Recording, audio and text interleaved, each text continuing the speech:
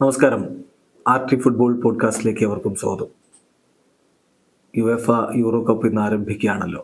ഉദ്ഘാടന മത്സരത്തിൽ ജർമ്മനിയും സ്കോട്ട്ലൻഡും തമ്മിൽ രാത്രി ഇന്ത്യൻ സമയം 12:30 ഏറ്റുമുട്ടുകയാണ്. പിന്നെ എല്ലാ ദിവസവും ഗ്രൂപ്പ് സ്റ്റേജ് മത്സരങ്ങൾ നടക്കുമ്പോൾ 3 മത്സരങ്ങളാണുള്ളത്.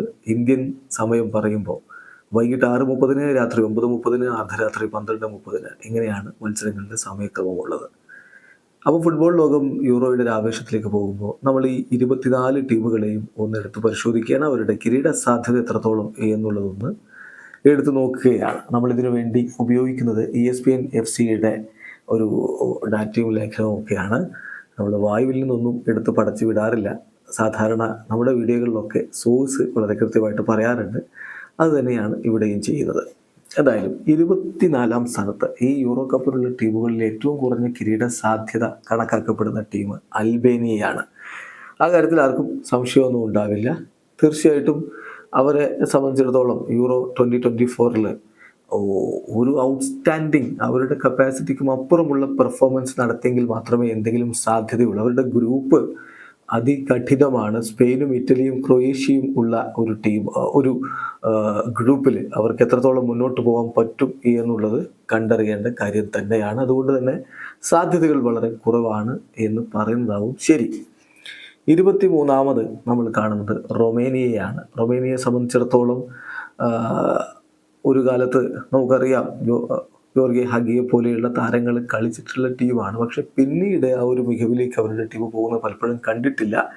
2000 മുതൽ ഇങ്ങോട്ട് യൂറോപ്യൻ ചാമ്പ്യൻഷിപ്പിലാണെങ്കിലും വേൾഡ് കപ്പിലാണെങ്കിലും അവർ മികച്ച രൂപത്തിൽ മുന്നോട്ടേക്ക് പോയിട്ടില്ല. ഒരു മത്സരം പോലും വിജയിച്ചിട്ടില്ല എന്നുള്ള ഒരു യാഥാർത്ഥ്യം കൂടി നമ്മുടെ മുന്നിൽ നിൽക്കുന്നുണ്ട്. ഗ്രൂപ്പ് ഇയിലാണ് അവരുള്ളത്. ബെൽജിയവും സ്ലോവാക്യയും യുക്രൈനുമാണ് അവരുടെ മുന്നിലുള്ളത്. പ്രധാനമായിട്ടും 2 സീരിയസ് ഇഷ്യൂസാണ് റൊമേനിയയുടെ ടീം ഇപ്പോൾ ഫേസ് ചെയ്തുകൊണ്ടിരിക്കുന്നത്. ഒന്ന്, സിവിയർ ക്വാളിറ്റി ഡെഫിസിറ്റ് ഉണ്ട്. മറ്റ് യൂറോ കപ്പിന് വന്ന ടീമുകളുമായി ബന്ധപ്പെടുത്തി നോക്കുമ്പോൾ അവരുടെ താരങ്ങളുടെ ക്വാളിറ്റിയുടെ കാര്യത്തിൽ പ്രശ്നമുണ്ട്. ടോപ്പ് ലീഗിൽ കളിക്കുന്ന വളരെ വെരി ഫ്യൂ പ്ലേയേഴ്സ് മാത്രമേ അവർക്കുള്ളൂ. രണ്ടാമത്തെ ഒരു പ്രശ്നം എന്ന് പറഞ്ഞാൽ കീ പെർഫോമേഴ്സ് ഇപ്പം 2024 ക്ലബ് ലെവലിൽ അവർക്കധികം പ്ലേയിങ് ടൈം ലഭിക്കുന്നില്ല. അതായത് റൊമേനിയയുടെ കീ പെർഫോമേഴ്സ് എന്ന് നമ്മൾ കരുതുന്ന താരങ്ങൾക്ക് ക്ലബ് ലെവലിൽ പ്ലേയിങ് ടൈം ലഭിക്കാത്ത ഒരു പ്രശ്നമുണ്ട്. അപ്പോൾ അതൊക്കെ അവരെത്രത്തോളം ഷാർപ്പായിരിക്കും എന്ന കാര്യത്തിൽ സംശയം ഉയരാൻ ഇടയായിട്ടുണ്ട്. മുന്നോട്ട് പോകാനുള്ള സാധ്യത വളരെ കുറവാണ് എന്ന് തന്നെ പറയേണ്ടി വരും.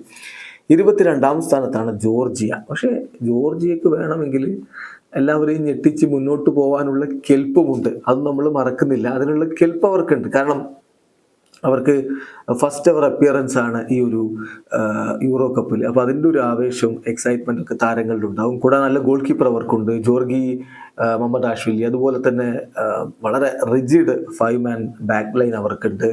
ഒപ്പം തന്നെ ഒരു ട്രൂ ഡിഫറൻസ് മേക്കർ എന്ന് പറയാവുന്ന കിച്ച കാർഡസ്കേലിയ അവരുടെ ടീമിലാണുള്ളത്. അപ്പം മികച്ച ടാലൻറ്റഡ് ആയിട്ടുള്ള ഒരു പിടി താരങ്ങളുണ്ട്, മിഡ്ഫീൽഡിലൊക്കെ ഉണ്ട്. അപ്പോൾ ഇതെല്ലാം കൂടി ചേരുമ്പോൾ സ്വാഭാവികമായിട്ടും വേണമെങ്കിൽ ഈ ടൂർണമെൻറ്റിലെ കറുത്ത കുതിരകളാവാനുള്ള കെൽപ്പൊക്കെ ജോർജിയക്ക് ഉണ്ട്. പക്ഷെ അത് എത്രത്തോളം സാധ്യമാവും എന്നുള്ളത് കണ്ടിരുന്നു. ഇപ്പം നാപ്പോളി ടീമിലൊക്കെ കിച്ച കാർഡസ്കേലിയ കളിക്കുമ്പോൾ അദ്ദേഹത്തിൻ്റെ ഒരു മികവ് നമ്മൾ കണ്ടിട്ടുള്ളതാണ്. അതുപോലെ തന്നെ യൂറോ ക്വാളിഫയറിൽ അദ്ദേഹത്തിൻ്റെ ഡ്രിബിളിംഗ് പാഠവും, ഡ്രിബിൾ ചെയ്യുക, വീണ്ടും ഡ്രിബിൾ ചെയ്യുക, 44 ഡ്രിബിളിങ്ങുകളാണ് അദ്ദേഹം യൂറോ ക്വാളിഫയറിൽ മാത്രം ചെയ്തത്. അപ്പം 2016 വെയിൽസ് ടീമിനൊക്കെ പോലെ ഗാരത്ത് ബെയിലിനെ മുന്നിൽ നിർത്തിക്കൊണ്ട് അവർ മുന്നോട്ട് കുതിക്കാനുള്ള ശ്രമങ്ങൾ നടത്തിയാൽ അത്ഭുതപ്പെടേണ്ടതില്ല. പക്ഷെ ഗ്രൂപ്പ് ഒരല്പം കട്ടിയാണ്. സെച്ചിയ, പോർച്ചുഗൽ, തുർക്കിയെ ടീമുകളുടെ ഗ്രൂപ്പാണ്. അവിടെ കിച്ച കാർഡസ്കേലിയുടെ ജോർജിയ എന്ത് ചെയ്യും കാത്തിരിക്കാം. 21-ാം സ്ഥാനത്ത് നമ്മൾ കാണുന്നത് സ്ലൊവേനിയയാണ്. ഒരു പക്ഷേ ഒരു മോസ്റ്റ് ട്രഡീഷണൽ ലുക്കിംഗ് ടീം ഈ യൂറോ കപ്പിന് വരുന്ന ടാക്ടിക്കൽ പെർസ്പെക്റ്റീവിലും മറ്റുമൊക്കെ ആയിട്ട് മോസ്റ്റ് ട്രഡീഷണൽ ലുക്കിംഗ് ടീം എന്ന് വിളിക്കാവുന്ന ഒരു ടീമാണ് സ്ലൊവേനിയ. 4-4-2 ഫോർമേഷനാണ് അവരുടെ കോച്ച് പ്രധാനമായിട്ടും ഓപ്റ്റ് ചെയ്തുകൊണ്ടിരിക്കുന്നത്. മികച്ച താരങ്ങൾ അവർക്കുണ്ട്. അവരുടെ മുന്നേറ്റ നിരയിൽ കാര്യങ്ങൾ നയിക്കാൻ RB ലീപ്സിഗിൻ്റെ ബെഞ്ചമിൻ സെസ്കോയുണ്ട്. അപ്പം അദ്ദേഹത്തിൻ്റെ മികവ് തീർച്ചയായിട്ടും ബൂണ്ടസ് ലീഗയിലൊക്കെ നമ്മൾ കാണാറുള്ളതാണ്. അത് അദ്ദേഹം തുടർന്നാൽ തീർച്ചയായിട്ടും അവർക്ക് നല്ല സാധ്യതയുണ്ട്. പിന്നെ ഗോൾ കീപ്പർ യാൻ ഒബ്ലക്ക്, അത്ലറ്റിക്കോ മാഡ്രിഡിൻ്റെ ഗോൾ കീപ്പർ യാൻ ഒബ്ലക്ക് അവർക്ക് തീർച്ചയായിട്ടും വലിയ ഒരു ആത്മവിശ്വാസം പകരുന്ന സാന്നിധ്യം തന്നെയാണ്. ഏതായാലും സ്ലൊവേനിയയെ സംബന്ധിച്ചിടത്തോളം ആ ഗ്രൂപ്പിൽ നിന്ന് എത്രത്തോളം മുന്നോട്ട് പോകാൻ പറ്റുമെന്നുള്ളത് കണ്ടറിയണം. ഗ്രൂപ്പ് സിയിൽ സെർബിയ, ഇംഗ്ലണ്ട് തുടങ്ങിയ ടീമുകൾക്കൊപ്പമാണ് അവരുള്ളത് എന്ന കാര്യം കൂടി ശ്രദ്ധിക്കുക. ദെൻ സെച്ചിയാണ് 20ാമത്. ചെക്ക് റിപ്പബ്ലിക്കിന് ഉള്ളൊരു പ്രധാനപ്പെട്ട പ്രശ്നം എന്ന് പറയുന്നത് യൂറോ കപ്പിൻ്റെ ക്വാളിഫയിങ് റൗണ്ടൊക്കെ കഴിഞ്ഞിട്ട് അവരുടെ കോച്ച് അങ്ങ് പുറത്തേക്ക് പോയി. അപ്പം പകരം വന്നിട്ടുള്ളയാൾ ഇപ്പം ഇവാൻ ഹാസെക്ക്. അദ്ദേഹത്തെ ഈ ഏപ്രിൽ മാസത്തിൽ മാത്രമാണ് അപ്പോയിന്റ് ചെയ്തിട്ടുള്ളത്. ആകെ അദ്ദേഹത്തിന് ലഭിച്ചിട്ടുള്ളത് 2 ഫ്രണ്ട്ലി മത്സരങ്ങളിൽ കോച്ചാകാൻ കഴിഞ്ഞു എന്നുള്ളതാണ്. അപ്പോൾ അതിൻ്റെ ഒരു കൺഫ്യൂഷനും പ്രശ്നങ്ങളും ഒക്കെ സെച്ചിയക്ക് ഉണ്ട്. എങ്കിലും അവർക്ക് ടോപ്പ് ക്വാളിറ്റി പ്ലെയേഴ്സ് ഉണ്ട് എന്ന കാര്യത്തിൽ തർക്കമില്ല. ഇപ്പം തുർക്കി, ജോർജിയ, പോർച്ചുഗൽ തുടങ്ങിയ ടീമുകളോട് സെച്ചിയെ എങ്ങനെ കളിക്കും എന്നുള്ളത് തന്നെ കണ്ടറിയണം. പക്ഷെ ടോപ്പ് ക്വാളിറ്റി പ്ലെയേഴ്സ് ഉണ്ട്. പാട്രിക് ഷിക്ക്, ആദം ഹോൾസെക്ക്, തോമസ് സൗച്ചക്ക്, വ്ലാഡിമിർ കൗഫൽ തുടങ്ങിയ താരങ്ങൾ അവർക്കുണ്ട്. അതുകൊണ്ട് പോരാടാൻ അവർക്ക് കഴിഞ്ഞേക്കും. എങ്കിലും ഈ ഒരു പ്രശ്നം വലിയ രൂപത്തിൽ കോച്ചിനെ അവസാന നിമിഷം മാറ്റിയതും മറ്റുമൊക്കെ അവർക്കൊരു തിരിച്ചടി തന്നെയാണ്. 19ാം സ്ഥാനത്താണ് നമ്മൾ പോളണ്ടിനെ കാണുന്നത്. സ്വാഭാവികമായിട്ടും ഇത് പലർക്കും അത്ഭുതമുണ്ടാക്കുന്നതായിരിക്കും. ഇത്ര താഴ്ന്ന സ്ഥാനത്തിനെ പോളണ്ടിന് അർഹതയുള്ളൂ എന്ന്. ഇപ്പം റോബർട്ട് ലെവൻഡോസ്കി, പൈറ്റർ സിലിൻസ്കി, വോയ്ചെക് ഷെസ്നി ഇങ്ങനെയുള്ള താരങ്ങളൊക്കെ ഉണ്ടായിട്ടും പക്ഷെ നിങ്ങൾ നോക്കുക, അത്ര ഒരു മികച്ച പ്രകടനം ഈ സൂപ്പർ താരങ്ങൾ അവരുടെ ദേശീയ ടീമിന് വേണ്ടി കളിക്കുമ്പോൾ പുറത്തെടുത്തിട്ടുണ്ടോ? കഴിഞ്ഞ വേൾഡ് കപ്പിലൊക്കെ അടക്കം വളരെ പരിതാപകരമായിട്ടുള്ളൊരു പ്രകടനമാണ് അവരുടെ ടീമിൽ നിന്ന് വന്നിട്ടുള്ളത്. അതോടൊപ്പം തന്നെ യൂറോ ക്വാളിഫയറിൽ നോക്കുക, റോബർട്ട് ലെവൻഡോസ്കി ഇപ്പം ഫുട്ബോളിൽ നമുക്കറിയാം മികച്ച ഗോൾ വേട്ടക്കാരുടെ കൂട്ടത്തിൽ പെടുത്തുന്നയാൾ. അദ്ദേഹത്തിന് പക്ഷേ അത്ര ഒരു മികച്ച പ്രകടനം ദേശീയ ടീമിന് വേണ്ടിയിട്ട് ഇതുവരെ നടത്താൻ പറ്റിയിട്ടില്ല എന്നുള്ളതാണ് യാഥാർത്ഥ്യം. ഇപ്പം യൂറോസിലും വേൾഡ് കപ്പിലും ഒക്കെ ആയിട്ട് അദ്ദേഹം ആകെ 18 മത്സരങ്ങൾ കളിച്ചിട്ട് ദേശീയ ടീമിന് വേണ്ടി ആകെ നേടിയിട്ടുള്ളത് 6 ഗോളുകളാണ്. അതുപോലെ തന്നെ 3 ഗോളുകളാണ് 8 ക്വാളിഫയർ മത്സരങ്ങൾ യൂറോ ക്വാളിഫയറിൽ നിന്ന് അദ്ദേഹം നേടിയിട്ടുള്ളത്. പിന്നെ ഇപ്പോൾ പരിക്കിൻ്റെ പ്രശ്നങ്ങളും അദ്ദേഹത്തെ അലട്ടുന്നുണ്ട്. ഒരു പക്ഷേ ഗ്രൂപ്പ് സ്റ്റേജിലെ ചില മത്സരങ്ങൾ അദ്ദേഹത്തിന് മിസ്സായി പോയാലും അത്ഭുതപ്പെടേണ്ടതില്ല. അങ്ങനെയൊക്കെ നിൽക്കുന്ന ഘട്ടത്തിൽ പോളണ്ടിന് ഉയർന്നൊരു സ്ഥാനം കൊടുക്കുക, സാധ്യത കൊടുക്കുക എന്നുള്ളത് ഇപ്പോൾ എന്തായാലും പരിഗണിക്കാൻ ബുദ്ധിമുട്ടുള്ള കാര്യമായിരിക്കും ഫുട്ബോൾ നിരീക്ഷകർക്ക്. അതുകൊണ്ടാണ് ഇത്തരത്തിലൊരു സ്ഥാനം അവർക്ക് കൊടുത്തിരിക്കുന്നത്. 18ാം സ്ഥാനത്താണ് സെർബിയ വരുന്നത്. സെർബിയയെ സംബന്ധിച്ചിടത്തോളം നമുക്കറിയാം, അവർക്ക് മികച്ച താരങ്ങൾ അവരുടെ കൂട്ടത്തിലുണ്ട് എന്ന് പറയുമ്പോൾ പോലും അവരുടെ ഡിഫൻസ് ഒരു പ്രശ്നമാണ്. ഹ്യൂജ് കൺസേൺ ഉണ്ട് ഡിഫൻസിൽ. 8 ഗോളുകളാണ് 2022 വേൾഡ് കപ്പിലെ 3 ഗെയിമുകളിലായിട്ട് അവർ വാങ്ങിക്കൂട്ടിയത്. അതിൽ നിന്ന് ഒരു മാറ്റവും നമ്മൾ ഈ ഒരു ക്വാളിഫയർ സ്റ്റേജിലും നമ്മൾ കണ്ടിട്ടില്ല എന്നുള്ളതാണ് യാഥാർത്ഥ്യം. അതുകൊണ്ട് തന്നെ ഹാരി കെയ്ൻ ഇംഗ്ലണ്ടിന് വേണ്ടി അവർക്കെതിരെ കൂട്ടുകെട്ടുമ്പോൾ, ഡെൻമാർക്ക് കളിക്കുമ്പോൾ റാസ്മസ് ഹോയ്ലൻഡിൻ്റെ ഒരു സാന്നിധ്യം, അതുപോലെ തന്നെ സ്ലൊവേനിയയുടെ സെസ്കോയുടെ സാന്നിധ്യം, ഇതൊക്കെ എങ്ങനെയായിരിക്കും അവരുടെ ഡിഫൻസ് കൈകാര്യം ചെയ്യുക എന്നുള്ളത് കണ്ടറിയണം. സെർബിയ ഒബിയസ്ലി അവർക്ക് ക്വാളിറ്റി ഉണ്ട്, പക്ഷേ ടീമിൻ്റെ ബാലൻസിൽ ചെറിയ പ്രശ്നങ്ങളുണ്ട്, ഡിഫൻസിൻ്റെ പേരിൽ കൺസേൺസ് ഉണ്ട്. എന്ത് സംഭവിക്കുന്നത് കണ്ടറിയണം. എന്തായാലും 18ാം സ്ഥാനത്താണ് അവരിപ്പോൾ ഈ ഒരു പവർ റാങ്കിങ്ങിൽ വരുന്നത്. 17ാം സ്ഥാനത്താണ് സ്ലോവാക്യ വരുന്നത്.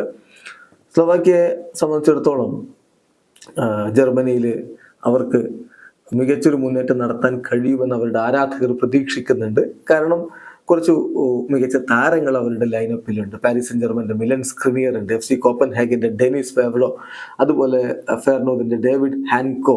അപ്പോൾ ഇങ്ങനെയുള്ള താരങ്ങൾ അവർക്കുണ്ട്. മികച്ചൊരു ഡിഫൻസും കൊണ്ട് കളിക്കാൻ പറ്റും എന്ന് തന്നെ പ്രതീക്ഷിക്കുന്നു. അതുപോലെ തന്നെ മുന്നേറ്റ നിരയിൽ റോബർട്ട് ബോസനിക്കിന്റെ സാന്നിധ്യം, അതുപോലെ തന്നെ മിഡ്ഫീൽഡിലാണെങ്കിൽ സ്റ്റാനിസ്ലാവ് ലബോട്കയുടെ സാന്നിധ്യം, ഇതെല്ലാം കൂടി ചേരുമ്പോൾ സ്ലോവാക്യയ്ക്ക് മികച്ച ഒരു ടീമുണ്ട്. പക്ഷേ എന്ത് സംഭവിക്കും എന്നുള്ളത് കണ്ടറിയണം. സ്ലോവേക്കിയ നമ്മൾ 17ാം സ്ഥാനത്ത് കൊടുക്കുന്നു. 16ാം സ്ഥാനത്ത് ഹംഗറിയെ സംബന്ധിച്ചിടത്തോളം ഈ യൂറോപ്പ് വരുന്ന ഏറ്റവും സെറ്റിൽഡ് ആയിട്ടുള്ള ടീമുകളിൽ ഒന്ന് എന്ന രൂപത്തിലാണ് പലരും ഹംഗറിയെ കാണുന്നത്. കാരണം അത്തരത്തിലാണ് അവരുടെ സ്ക്വാഡിനെ ഡെവലപ്പ് ചെയ്ത് കൊണ്ടുവന്നിട്ടുള്ളത്. ഒരു പക്ഷേ ഇറ്റലി എങ്ങനെയായിരുന്നുവോ കഴിഞ്ഞ യൂറോ കപ്പിലും മറ്റുമൊക്കെ ഉണ്ടായിരുന്നത്, ഏതാണ്ട് അതേ രൂപത്തിലൊക്കെ തന്നെ സെറ്റിൽഡ് ആയിട്ടുള്ള ഒരു സ്ക്വാഡ് എന്ന് തന്നെ പറയാം. എന്നാൽ പോലും അവരുടെ ഈ യൂറോ കപ്പിലുള്ള പോരാട്ട വീര്യം എത്രത്തോളം ഉണ്ടായിരിക്കും എന്നുള്ളത് അവരുടെ പരിശീലകൻ മാർക്കോ റോസിയുടെ ഒരു പ്ലാനുകൾക്കനുസരിച്ചും അദ്ദേഹത്തിൻ്റെ ടാക്ടിക്സിനനുസരിച്ചും ഒക്കെ ഉണ്ടാവും. ലിവർപൂളിൻ്റെ ഡൊമിനിക് സബോസ്ലായി, FC ഫ്രീബർഗിൻ്റെ റോളണ്ട് സെല്ലായി തുടങ്ങിയ താരങ്ങൾ അവർക്കുണ്ട്. മത്സരത്തിൽ വലിയ ഡിഫറൻസ് ഉണ്ടാക്കാൻ കപ്പാസിറ്റിയുള്ള താരങ്ങളാണ്. എന്തായാലും നോക്കൗട്ട് സ്റ്റേജിലേക്ക് അവർ എത്തിയാൽ അത്ഭുതമൊന്നുമില്ല. അവിടെ നിന്ന് അങ്ങോട്ട് മുന്നോട്ട് പോകാൻ പറ്റുമോ എന്നുള്ളത് കണ്ടറിയണം. സ്കോട്ട്ലൻഡാണ് അടുത്ത. സ്കോട്ട്ലൻഡ് ജർമ്മനിക്കെതിരെ ഉദ്ഘാടന മത്സരത്തിൽ ഇന്ന് കളിക്കുകയാണ്. സ്റ്റീവ് ക്ലർക്കിൻ്റെ പരിശീലനത്തിന് കീഴിൽ ഏത് തരത്തിലുള്ള പ്രകടനമായിരിക്കും ടീം പുറത്തെടുക്കുക? എന്തായാലും നല്ലൊരു പോരാട്ടം അവർ ജർമ്മനിക്കെതിരെ കാഴ്ചവെക്കും എന്ന് തന്നെയാണ് നമ്മൾ ഇന്ന് പ്രതീക്ഷിക്കുന്നത്. ദെൻ മുന്നോട്ട് പോകാൻ വേണ്ടിയിട്ടുള്ള ഒരു ശ്രമം, സ്വിറ്റ്സർലൻഡിനെയോ ഹംഗറിയെയോ ഒക്കെ വീഴ്ത്തുക, മുന്നോട്ട് പോകാൻ വേണ്ടിയിട്ടുള്ള ശ്രമങ്ങൾ നടത്തുക. ഇത് തന്നെയായിരിക്കും ഇപ്പോൾ ക്ലർക്കിൻ്റെ ഒരു ലക്ഷ്യമെന്ന് പറയുന്നത്. അവരെ സംബന്ധിച്ചിടത്തോളം നല്ല മധ്യനിര താരങ്ങളും മറ്റുമൊക്കെയുണ്ട്. ഇപ്പം ജോൺ മാക്കിൻ, സ്കോട്ട് മാക്ടോമിനായി തുടങ്ങിയവരിൽ അവർക്ക് വലിയ പ്രതീക്ഷയുമുണ്ട്. ദെൻ സ്വിറ്റ്സർലൻഡാണ് 14ാം സ്ഥാനത്ത്. ഒരു പക്ഷേ മുറാത്ത് യാക്കിനെ പോലെയുള്ള ഒരു മാനേജർക്ക് കീഴിൽ സ്വിറ്റ്സർലൻഡ് കളിക്കാൻ ഇറങ്ങുമ്പോൾ അവർക്കിതിനേക്കാൾ കൂടുതൽ സാധ്യത കണക്കാക്കുന്നവരൊക്കെ ഉണ്ടാവും. പക്ഷേ എന്തുകൊണ്ടായിരിക്കും അദ്ദേഹത്തെ സാക്ക് ചെയ്യാത്തത് എന്ന ചോദ്യമുണ്ട്. ഇപ്പോൾ മുറാത്ത് യാക്കിനെ പോലുള്ള ഒരു പരിശീലകൻ്റെ കീഴിൽ കളിക്കുന്നു എന്ന് പറയുമ്പോൾ അവരുടെ ഈ ഒരു ക്വാളിഫയർ മത്സരങ്ങളിൽ 10 എണ്ണത്തിൽ അവർ ആകെ വിജയിച്ചത് 4 എണ്ണം മാത്രമായിരുന്നു.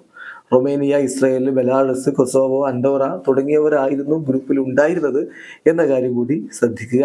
എന്തായാലും അദ്ദേഹത്തിൽ തന്നെ അവർ വിശ്വാസം അർപ്പിക്കുന്നത് അദ്ദേഹത്തിൻ്റെ കീഴിൽ മുന്നോട്ട് പോകാൻ പറ്റും എന്ന പ്രതീക്ഷയിൽ തന്നെയാണ്. അതാണ് ഞാൻ പറഞ്ഞത്, അദ്ദേഹത്തിൻ്റെ കീഴിൽ മുന്നോട്ട് പോകാൻ കഴിയും എന്ന് കരുതുന്ന നിരവധി ആരാധകർ അവർക്കുണ്ട്. എന്നാൽ റിസൾട്ടിൽ പലപ്പോഴും അത്തരത്തിലല്ല കണ്ടിട്ടുള്ളത് എന്നതാണ് യാഥാർത്ഥ്യം. എങ്കിലും അവരുടെ താരങ്ങൾ നോക്ക്, ഗ്രനൈറ്റ് സഖ, മാനുവൽ അക്കാഞ്ചി, യാൻ സോമർ, ഇങ്ങനെ ബെസ്റ്റ് പ്ലെയേഴ്സ് അവരുടെ നിരയിലുണ്ട്. അതുകൊണ്ട് മുന്നോട്ട് പോകാൻ കഴിഞ്ഞേക്കും. 13ാം സ്ഥാനത്ത് തുർക്കിയെയാണ്. തുർക്കിയെ സംബന്ധിച്ചിടത്തോളം വളരെ ടാലൻറ്റഡ് ആയിട്ടുള്ള പ്ലെയേഴ്സ് അവർക്കുണ്ട്.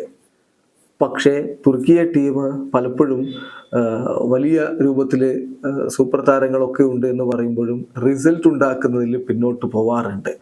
ഇപ്പം ഹക്കാൻ ചലനോളു, അതുപോലെ തന്നെ റയൽ മാഡ്രിഡിൻ്റെ ആർദ ഗൂളർ തുടങ്ങിയവരൊക്കെ ടീമിലുണ്ട്. അതുകൊണ്ട് തന്നെ വലിയൊരു പ്രതീക്ഷ അവരിൽ ആരാധകർ ഇപ്പോൾ കൈക്കൊള്ളുകയും ചെയ്യുന്നുണ്ട്. 13 അവരുടെ ഒരു റാങ്കിങ് കൊടുക്കുന്നത്. യുക്രൈനാണ് 12ാമത്. എന്തുകൊണ്ട് യുക്രൈൻ 12ാമത്? പ്ലേ ഓഫ് ഒക്കെ കളിച്ചു വന്ന ടീമിന് മറ്റുള്ളവരെക്കാൾ ഉയർന്ന സ്ഥാനമോ എന്ന് ചോദിക്കാൻ സാധ്യതയുണ്ട്. പക്ഷെ അവർ ആ ഒരു യൂറോ ക്വാളിഫയറിൽ കളിച്ച സാഹചര്യം കൂടി നമ്മൾ നോക്കണം. അവരുടെ നാട്ടിലെ ഓൺഗോയിങ് വാറ് റഷ്യക്കെതിരെ നടന്നുകൊണ്ടിരിക്കുന്നത്, അതുകൊണ്ട് തന്നെ അവർക്ക് ഹോം മത്സരങ്ങൾ ഉണ്ടായിരുന്നതിലൊക്കെ ന്യൂട്രൽ വെന്യൂവിൽ കളിക്കേണ്ടി വന്നു. ഇങ്ങനെയുള്ള സംഭവവികാസങ്ങളൊക്കെ ഉണ്ട്. അപ്പോൾ അതുകൊണ്ട് തന്നെ യുക്രൈനെ സംബന്ധിച്ചിടത്തോളം അവരുടെ ഈ ഒരു നേട്ടം തന്നെ വലുതാണ്. അവർക്ക് മുന്നോട്ട് പോകാൻ കപ്പാസിറ്റിയുള്ള താരങ്ങളുണ്ട്. അലക്സാണ്ടർ സിൻചെങ്കോ, അതുപോലെ തന്നെ മുഡ്രിക്ക്, ആറ്റൻ ഡൗബിക്ക് തുടങ്ങിയിട്ടുള്ള പൊട്ടൻഷ്യൽ ഡിഫറൻസ് മേക്കേഴ്സ് അവരുടെ നിരയിലുണ്ട് എന്നുള്ളത് നമ്മൾ മറക്കാതിരിക്കുക. അപ്പോൾ അവർ മുന്നോട്ട് പോയാൽ അത്ഭുതപ്പെടേണ്ടതില്ല. ഡെൻമാർക്കിനാണ് നമ്മൾ 11ാം സ്ഥാനം കൊടുക്കുന്നത്. ഡെൻമാർക്കിനെ പറയുമ്പോൾ കഴിഞ്ഞ യൂറോ കപ്പ് എല്ലാവരും ഓർക്കുന്നുണ്ടാവും. ക്രിസ്ത്യൻ എറിക്സന് സംഭവിച്ചതും അതൊരു വല്ലാത്ത ഒരു ഇമോഷണൽ ആയിട്ടുള്ള ഒരു കാര്യമായിട്ട് മാറുകയും പിന്നെ അതനുസരിച്ച് ടീം മുന്നോട്ട് കുതിക്കുകയും ഒക്കെ ചെയ്ത് നമ്മൾ കണ്ടതാണ്. ഏതായാലും ഡെൻമാർക്ക് ഗ്രൂപ്പിൽ നിന്ന് മുന്നോട്ട് പോകുമെന്ന് തന്നെയാണ് ഇത്തവണയും നമ്മൾ പ്രതീക്ഷിക്കുന്നത്. ഒരു പക്ഷേ സെക്കൻഡ് പ്ലേസും ഒക്കെ ആയിട്ടായിരിക്കും പോവുക. ഇംഗ്ലണ്ടുള്ള ഗ്രൂപ്പിലാണ് അവരുള്ളത്. ബട്ട് ദെൻ അവിടെ നിന്ന് അവർ എത്രത്തോളം മുന്നോട്ട് പോകും എന്നുള്ളത് കണ്ടറിയേണ്ട കാര്യമാണ്. ഓസ്ട്രിയയാണ് 10ാം സ്ഥാനത്ത്. ഓസ്ട്രിയയുടെ കാര്യത്തിലേക്ക് വരുമ്പോൾ റാൽഫ് റാഗ്നിക്ക്, മുൻ മാഞ്ചസ്റ്റർ യുണൈറ്റഡ് കോച്ച്, ജർമ്മനിക്കാരനായിട്ടുള്ള കോച്ച്, അദ്ദേഹത്തെ ബയൺ മ്യൂണിക്ക് കോച്ചാക്കാൻ വേണ്ടി ശ്രമിച്ചിട്ടും വേണ്ട എന്ന് പറഞ്ഞുകൊണ്ട് അദ്ദേഹം ഓസ്ട്രിയയിൽ തന്നെ തുടരുകയായിരുന്നു. നമുക്കൊരു ടീമിന് പെർഫെക്റ്റ് ഫിറ്റ് ആയിട്ടുള്ള മാനേജറെ കണ്ടെത്തുക എന്നത് എളുപ്പമുള്ള കാര്യമല്ല. എന്നാൽ റാൽഫിൻ്റെ കാര്യത്തിൽ അങ്ങനെയല്ല. ഓസ്ട്രിയ മികച്ച, അവർക്ക് ഫിറ്റ് ആയിട്ടുള്ള ഒരു കോച്ചിനെ തന്നെയാണ് കണ്ടെത്തിയിരിക്കുന്നത്. അവരുടെ ടീമിൻ്റെ ഒരു പ്രധാനപ്പെട്ട പ്രശ്നം ഒരു മികച്ച രൂപത്തിൽ ഗോൾ സ്കോറിങ്, ഒരു പ്രൂവൺ ഗോൾ സ്കോറിങ് നമ്പർ 9 എന്ന് പറയാവുന്ന തരത്തിലുള്ള ഒരു താരം അവരുടെ ടീമിൽ പലപ്പോഴും ഇല്ല എന്നുള്ളൊരു പ്രശ്നമുണ്ട്. പക്ഷെ അത് അവർ മറ്റ് പ്രകടനം കൊണ്ടും മിഡ്ഫീൽഡിലെ എനർജി കൊണ്ടും മറ്റുമൊക്കെ ആയിട്ട് കവർ ചെയ്യുന്നത് കണ്ടിട്ടുണ്ട്. പക്ഷെ ഡേവിഡ് അലാബയുടെ ഇഞ്ചുറി അവർക്കൊരു വലിയ തിരിച്ചടിയാണ് എന്നുള്ളതാണ് യാഥാർത്ഥ്യം. 9ാം സ്ഥാനത്ത് നമ്മൾ കാണുന്നത് നെതർലൻഡ്സിനെയാണ്. റൊണാൾഡ് കുമാൻ്റെ നെതർലൻഡ്സ്, മെംഫിസ് ഡിപ്പായ്, അതുപോലെ തന്നെ മറ്റ് പ്രധാനപ്പെട്ട താരങ്ങൾ ഷാവി സിമോൺസ്, പിന്നെ ഫ്രങ്കി ഡിയോങ് ഇഞ്ചുറി ആയിട്ട് പുറത്താണ്. എങ്കിൽ പോലും മറ്റു താരങ്ങൾ virgin van Dijk, Denzel Dumfries, Cody Gakpo, അങ്ങനെ നോക്കുമ്പോൾ കരുത്തുറ്റ ടീമും കൊണ്ട് തന്നെയാണ് അവർ വരുന്നത്. പക്ഷേ ശക്തമായിട്ടുള്ള ഒരു ഗ്രൂപ്പിലാണ് നെതർലൻഡ്സ് ഉള്ളത് എന്ന കാര്യവും മറക്കണ്ട. എങ്കിലും കുമാന്റെ ടീം മുന്നോട്ട് പോകുമെന്ന് തന്നെ പലരും പ്രതീക്ഷിക്കുന്നു. 8ാമതാണ് നമ്മൾ ക്രൊയേഷ്യയെ കാണുന്നത്. ക്രൊയേഷ്യയെ സംബന്ധിച്ചിടത്തോളം അവരുടെ റീസെന്റ് ഇന്റർനാഷണൽ സക്സസ് എല്ലാവർക്കും അറിയാം. പക്ഷേ യൂറോപ്യൻ ചാമ്പ്യൻഷിപ്പിൽ യൂറോ കപ്പിൽ ഇതുവരെ അത്ര ഒരു വലിയ പ്രകടനം അവർ നടത്തിയിട്ടുണ്ടോ എന്നുള്ളൊരു ചോദ്യമാണ്. ഒരിക്കൽ പോലും അവർ നോക്കൗട്ട് ഗെയിം 4 തവണ കഴിഞ്ഞ 4 അറ്റംപ്റ്റുകളിലും അവർക്ക് വിജയിക്കാൻ പറ്റിയിട്ടില്ല. ഇത്തവണ അത് മാറ്റിയെടുക്കാൻ പറ്റുമോ എന്നുള്ളതാണ് ചോദ്യം. ടീമിൽ ഇപ്പം പല സൂപ്പർ താരങ്ങൾ ഉണ്ടെങ്കിലും ലൂക്ക മോഡ്രിച്ച് തന്നെയാണ് അവരുടെ ഏറ്റവും പ്രധാനപ്പെട്ട താരം. 38 വയസ്സുണ്ട് അദ്ദേഹത്തിന്. പക്ഷെ 90 മിനിറ്റ് കളിക്കാൻ കഴിഞ്ഞേക്കില്ല എന്നുള്ളൊരു സംഗതി കൂടിയുണ്ട്. എങ്കിൽ പോലും മികച്ചൊരു ടീമുണ്ട്. ക്രൊയേഷ്യ മുന്നോട്ട് പോയാൽ അത്ഭുതപ്പെടേണ്ടതില്ല. 7ാം സ്ഥാനത്ത് ഇറ്റലി. ഇറ്റലി കഴിഞ്ഞ വേൾഡ് കപ്പിന് യോഗ്യത നേടിയില്ല എന്നൊക്കെ പറയുമ്പോൾ പോലും അവരുടെ നിലവിലെ യൂറോ ചാമ്പ്യന്മാരാണ് എന്ന് മാത്രമല്ല അവരുടെ ടീമും വളരെ മികച്ചത് തന്നെയാണ്. ഇപ്പം ഈ ഒരു കലണ്ടർ ഇയർ നോക്കുക, അവർ അൺബീറ്റഡ് ആണ്. അവർക്ക് മികച്ച ഒരു സ്ട്രൈക്കർ ഉണ്ട്, ഇൻഫോം സ്ട്രൈക്കർ ഉണ്ട്, ജിയാൻ ലൂക്കസ് കമാക്ക.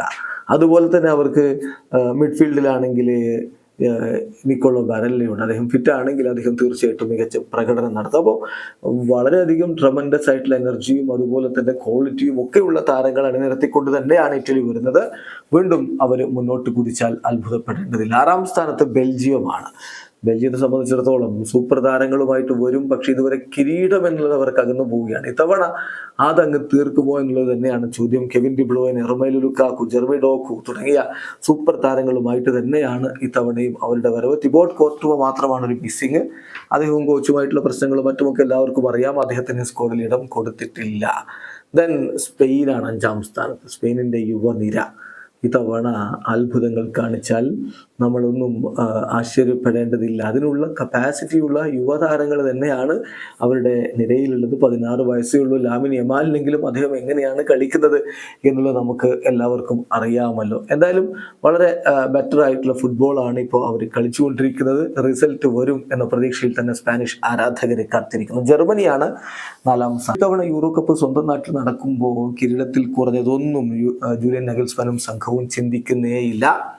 പിന്നെ അറിയാമല്ലോ ടോണി ക്രൂസ് അദ്ദേഹത്തിൻ്റെ അവസാന ടൂർണമെൻറ്റ് കളിക്കുകയാണ്. അപ്പോൾ അതും ഒരു എക്സ്ട്രാ മോട്ടിവേഷൻ ടീമിന് കൊടുക്കാൻ സാധ്യതയുണ്ട്. പിന്നെ ഹോം ഗ്രൗണ്ടിൻ്റെ അഡ്വാൻറ്റേജ് ഉണ്ട്. പിന്നെ ടാലൻറ്റഡ് പ്ലേയേഴ്സ് ഒരുപാടുണ്ട്. ഇൽക്കൈ ഗുണ്ടോഗനും ജമാൽ മുസിയാലയും ഫ്ലോറിൻ വേർഡ്സും ഒക്കെ ചേരുമ്പോൾ അതിശക്തമായ നിരയുമുണ്ട്. ഫൈനൽ റിസൾട്ട് ജർമ്മനിക്ക് അനുകൂലമാവുമെന്ന് വിശ്വസിക്കുന്ന അനവധി പേരുണ്ട് എന്നുള്ളതാണ് യാഥാർത്ഥ്യം. 3ാമതാണ് നമ്മൾ ഇംഗ്ലണ്ടിന് ഇവിടെ ഈ ഒരു പവർ റാങ്കിങ്ങിൽ സ്ഥാനം കൊടുക്കുന്നത്. ജൂഡ് ബെല്ലിംഗാമും ഫിൽ ഫോർഡനും പോലെയുള്ള മികച്ച താരങ്ങൾ അവർക്കുണ്ട്. ഹാരി കെയ്ൻ്റെ ഗോളടി മികവ് ടീമിന് ഗുണകരമാവുമെന്ന് തന്നെ പ്രതീക്ഷിക്കുകയും ചെയ്യുന്നു. ഏതായാലും ഇംഗ്ലണ്ടിനെ സംബന്ധിച്ചിടത്തോളം കോച്ച് ഗാരത്ത് സൗത്ത്ഗേറ്റിൻ്റെ നിലനിൽപ്പ് എന്താണ് എന്നുള്ളത് ഈ യൂറോ കപ്പിന് ശേഷം തീരുമാനിക്കപ്പെടുമെന്ന് തന്നെയാണ് കരുതുന്നത്. ഗ്രീഷിനെ പോലെയുള്ളവരെയൊക്കെ പുറത്തിരുത്തിക്കൊണ്ടൊക്കെ ടീം പ്രഖ്യാപിച്ചപ്പോൾ വലിയ രൂപത്തിലുള്ള ചർച്ചയും ക്രിറ്റിസിസവും ഒക്കെ വന്നിരുന്നു. എങ്കിലും ടീമിന് മികച്ച പ്രകടനം നടത്താനുള്ള കപ്പാസിറ്റി ഉണ്ട്, കെൽപ്പുണ്ട്, താരങ്ങൾ മിന്നിക്കത്തുമെന്ന് തന്നെ അവർ കരുതുന്നു. 2ാം സ്ഥാനത്താണ് പോർച്ചുഗൽ. ഈ യൂറോ കപ്പിന്റെ ക്വാളിഫയിങ് റൗണ്ടിൽ 10 മത്സരങ്ങളിൽ 10ഉം വിജയിച്ചു വന്ന ടീമാണ് അവർ. 36 ഗോളുകൾ അവർ അടിച്ചു കൂട്ടുകയും 2 ഗോളുകൾ മാത്രം തിരികെ വാങ്ങുകയും ചെയ്തുകൊണ്ട് അതിഗംഭീരമായിട്ടാണ് അവർ യൂറോ കപ്പിന്റെ ക്വാളിഫയർ റൗണ്ട് കടന്നിരുന്നത്. പക്ഷെ പിന്നെ എന്ത് സംഭവിച്ചു എന്നുള്ളതൊരു ചോദ്യം തന്നെയാണ്. കഴിഞ്ഞ മത്സരങ്ങളിൽ 4 കളികളിൽ 2 അവർ തോൽക്കുന്ന സ്ഥിതിവിശേഷമുണ്ടായി. എങ്കിൽ പോലും അവസാനത്തെ കളിയിലൊക്കെ ക്രിസ്ത്യാനോ റൊണാൾഡോയുടെ വേൾഡ് ക്ലാസ് 2 ഗോളുകൾ നമ്മൾ കാണുകയും ചെയ്തു. അപ്പോൾ പോർച്ചുഗൽ ഒരുങ്ങി തന്നെയാണ്. ബ്രൂണോ ഫെർണാണ്ടസും ക്രിസ്ത്യാനോ റൊണാൾഡോയും ബെർണാഡോ സിൽവയും റൂബൻ ഡയസും ജാവോ കാൻസെലോയും അങ്ങനെ പ്രഗത്ഭരായിട്ടുള്ള അനുഭവ സമ്പത്തുള്ള താരങ്ങളെ വെച്ചുകൊണ്ട് പോർച്ചുഗൽ വരുമ്പോൾ കിരീട സാധ്യത വളരെയധികമാണ്. 2ാമതാണ് പോർച്ചുഗൽ എങ്കിൽ 1ാമതാണ് ഫ്രാൻസ് ഉള്ളത്. കിലിയൻ എംബാപ്പയുടെ ഫ്രാൻസിൻ്റെ ടീം ക്യാമ്പിൽ ഫ്ലൂ ആണ് എന്നൊരു വാർത്ത വരുന്നുണ്ട്. അത് കാണാതെ അല്ല നമ്മളിത് പറയുന്നത്. കിലിയൻ എംബാപ്പയ്ക്ക് ട്രെയിനിങ് നടത്താനൊന്നും പറ്റിയിട്ടില്ല. എങ്കിൽ പോലും ഫിറ്റ് ആണെങ്കിൽ അവരെ പിടിക്കുക എന്നുള്ളത് എളുപ്പമുള്ള കാര്യമല്ല. ഒളിവർ ഗിറൂദ് അതുപോലെ തന്നെ മറ്റ് ആന്റോൺ ഗ്രീസ്മാൻ തുടങ്ങിയ സൂപ്പർ താരങ്ങളൊക്കെ അണിനിരക്കുന്ന ഒരു ടീമിന് ഇതവണ കിലിയൻ എംബാപ്പയുടെ നേതൃത്വത്തിൽ കിരീടത്തിലേക്ക് പോകാൻ കഴിയും എന്ന് തന്നെയാണ് മിക്കവരും വിശ്വസിക്കുന്നത്. എന്തായാലും കാത്തിരിക്കാം ഇന്നത്തെ ഉദ്ഘാടന മത്സരത്തിനായിട്ട്. പിന്നീട് ഒരു മാസത്തെ യൂറോ കപ്പ് പൂരത്തിനായിട്ട്. വീഡിയോ അവസാനിക്കുന്നു. ഫുട്ബോൾ ലോകത്ത് കൂടുതൽ വിശേഷങ്ങളുമായി റാഫ് ടോക്സിൽ എത്താം.